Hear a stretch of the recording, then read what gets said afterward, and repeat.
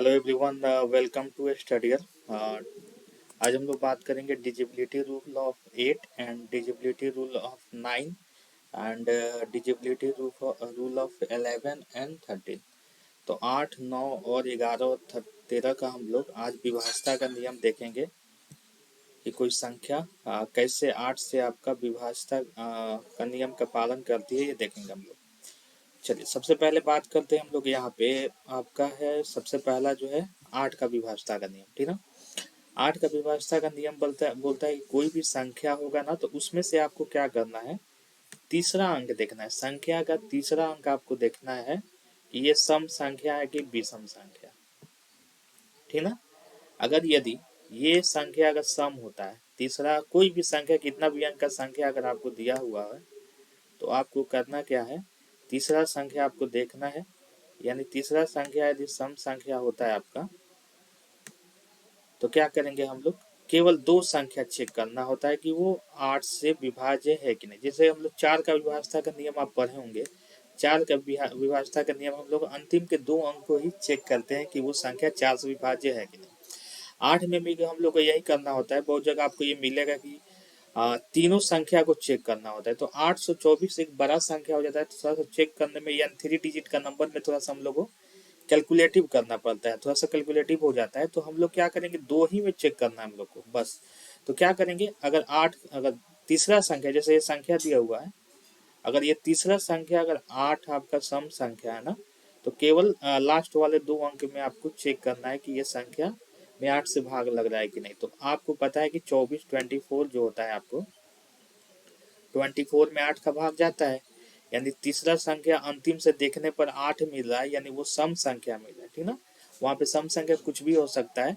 तो अगर सम संख्या होता है तो ये पूरा संख्या आपका 8 से विभाज्य होगा, यानी ये संख्या आपका 8 से विभाज्य हो जाएगा, ठीक ना।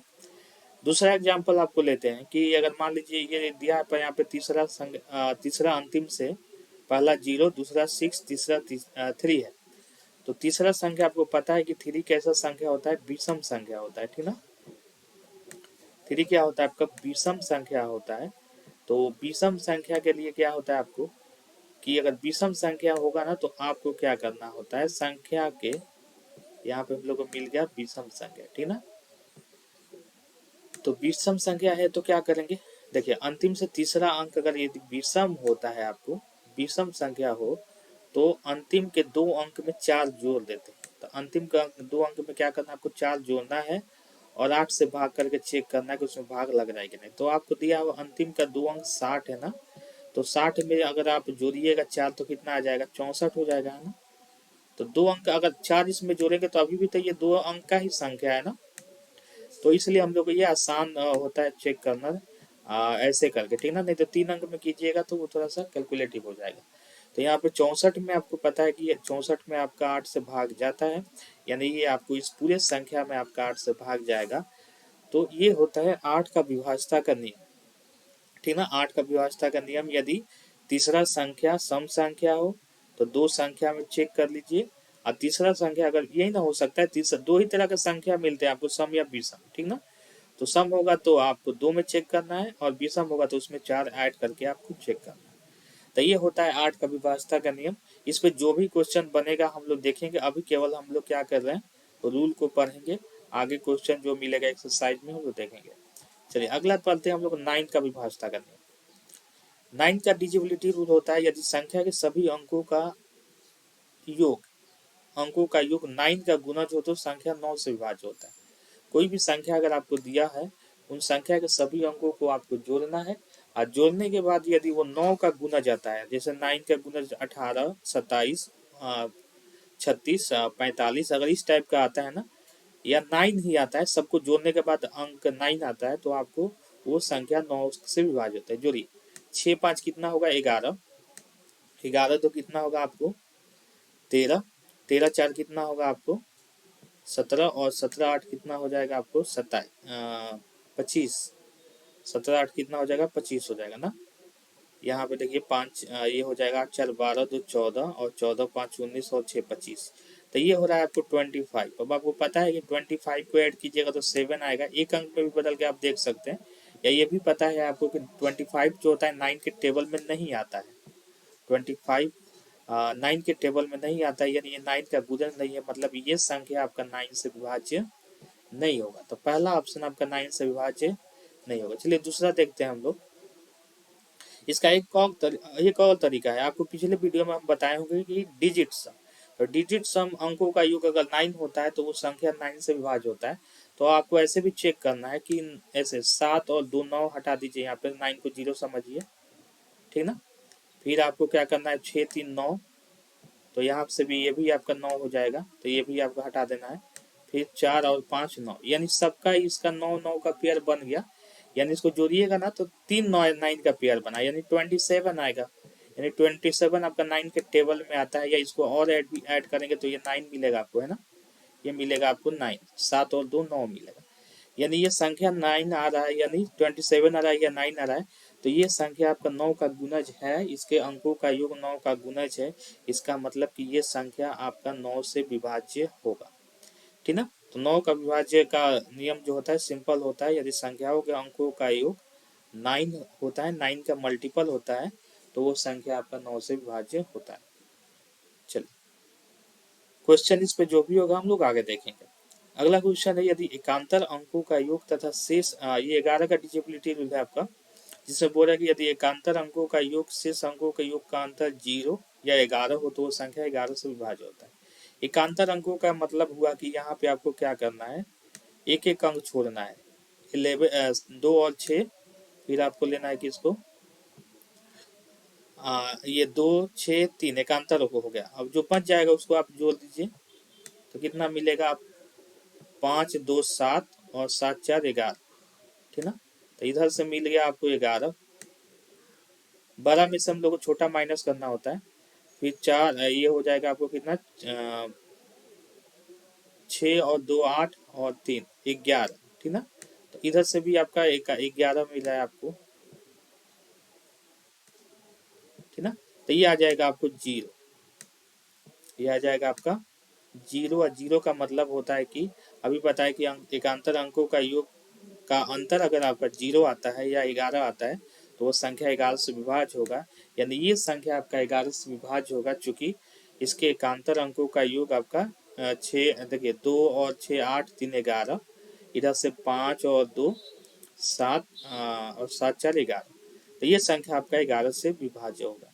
चलिए अगला संख्या चेक करते हैं हम लोग। एकांतर ले लीजिए, 6 आएगा, 4 आएगा और यहाँ पे 7 आएगा। तो आप जोड़िए 7 6 13 और 4, 13 4 17 हो जाएगा ना, तो 17 हो गया। बचा हुआ 2 अंक जो है एकांतर अंक है वो है 5 और 6, तो 5 और 6 को आप अंतर कीजिएगा तो कितना हो जाएगा, 5 और 6 को जोड़िएगा, 5 और 1 को जोड़िएगा तो 6 आएगा, है ना। 5 और 6 को ऐड करते हैं तो हम लोग 6 आएगा, और 6 17 में से माइनस कीजिएगा तो 11 आएगा, यानी 11 अगर आता है तभी भी यह संख्या क्या होगा आपका 11 से डिवाइड होगा। तो ये आपको पता है, ये भी सिंपल होता है हम लोग का, सिंपली एकांतर अंकों का योग यदि 0 या 11 हो तो वह संख्या 11 से विभाज्य होता है। चलिए अगला संख्या आपका अगला क्वेश्चन है, अगला सॉरी रूल है हम लोग का डिजिबिलिटी रूल ऑफ 13। हम लोग 17 का भी बात करेंगे, 19 का भी बात करेंगे, 23 का भी बात करेंगे, जितना प्राइम नंबर हो सकता है हम लोग का उसका बात करेंगे हम लोग डिजिबिलिटी रूल का, ठीक ना। तो हम लोग 13 एक प्राइम नंबर होता है, और प्राइम नंबर का डिजिबिलिटी रूल बहुत आता है एग्जाम में, ठीक ना। तो इसके पहले हम लोग 7 का देखे थे, और 11 का तो देख ही लिए थे, प्राइम नंबर होता है 11 भी 7 भी। अब अगला है संख्या के अंतिम अंकों को 4 से गुना करें। ये आपको जो संख्या दिया है ना उसमें क्या करना है, अंतिम अंक में 4 से गुना करना है। जैसे आप 7 का किए होंगे, उसमें हम 7 में 5 से गुना कर रहे थे, तो ये हो जाएगा 8 चौके 32। अब संख्या को अंतिम अंक में 4 से गुना करें तथा करने पर प्राप्त संख्या को शेष बची संख्या में जोड़ देते हैं। जो 8 में तो हम लोग गुना कर दिया, ऐसे काट लेना है आपको। 85 बचा ना, 85, 85 में ये जो 32 आया ना उसको जोड़ दीजिए। 85 में जो 32 आएगा 32 आएगा उसको जोड़ दीजिए, तो आपको क्या मिल जाएगा, 5 और 2 7 मिल जाएगा, है ना। और 8 3 11 मिल जाएगा, है ना। अब आपको पता है कि 117 आपको 13 के टेबल में आता है, 13 का टेबल अगर आता है आपको तो उसमें 17 आता है। और नहीं तो अगर लगता है कि ये भी संख्या अगर हम लोग को थोड़ा सा बड़ा है, नहीं पता चल रहा है, तो एक स्टेप और भी आप कर सकते हैं। आपको जब तक पता नहीं चल जाता कि 13 से ये टेबल में आता है कि नहीं संख्या, तब तक इस चीज को आप रिपीट कर सकते हैं।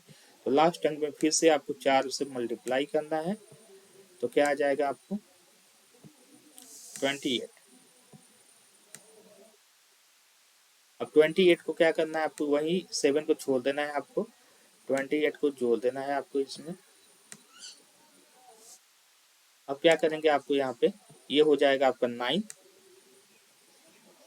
और ये आ जाएगा आपको 3। अब आपको पता है कि 39 होता है, 13 के टेबल में आता है, अब तो 2 अंक में आ गया आपको, तो 2 अंक तक ला के आप पता कर सकते हैं, या 3 अंक में भी अगर आप पता चल जाता है तो वहीं पे आपको छोड़ देना है, ठीक ना। तो ये जो संख्या है आपको पूरा 13 से विभाज्य होगा, क्योंकि इसका 2 अंक जो आ रहा है ना अंतिम का, उसमें आपको 4 से 13 से भाग लग रहा है। तो सिंपल क्या करना है, कोई भी संख्या देगा उसके अंतिम अंक में 4 से गुना करना है, जो आएगा उसको बचे हुए संख्या में आपको जोड़ना है। अगर वो जोड़ने के बाद 2 अंक या 3 अंक में आपको आने के बाद आपको पता चल जाता है कि वो संख्या 13 के टेबल में आता है, यानी 13 से विभाज्य होता है, तो वो पूरा संख्या आपका 13 से विभाज्य होगा। चलिए अगला क्वेश्चन हम लोग देखते हैं। इसी तरह से आपको क्या करना है, मल्टीप्लाई करना है इसको 13 से, 4 से मल्टीप्लाई करना है, तो कितना हो जाएगा, 4 3 12 हो जाएगा, है ना। तो इसको आप लिखेंगे भी नहीं, आप अगर आपको प्रैक्टिस है तो आप ऐसे भी कर सकते हैं, ठीक ना। तो यहाँ 12 हो जाएगा, इसको 12 को ऐड कर दीजिए आप, तो आपको मिल जाएगा 6 2 8, 6 2 8 मिलेगा, 5 और 6 मिलेगा आपको, है ना। 5 एक 6 हो जाएगा आपको, फिर हो जाएगा 12।